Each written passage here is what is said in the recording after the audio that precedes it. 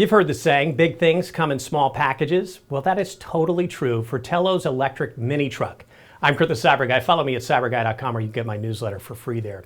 Now, this thing is pretty tiny and cool. TELO's Mini Truck 1, or the MT1 for short, it's about the same length as a Mini Cooper at 152 inches long, 73 inches wide, and 66 inches tall.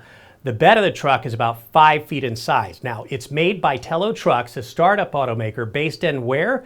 The San Francisco Bay Area that thinks America has been shortchanged on mini pickup trucks made popular in other parts of the world. And it's taking on EV giants like Tesla and Rivian with big ambitions. The MT1 has 4 doors and 5 seats with a configurable mid-partition that either increases the truck's bed size or allows for additional seating for up to 8 passengers.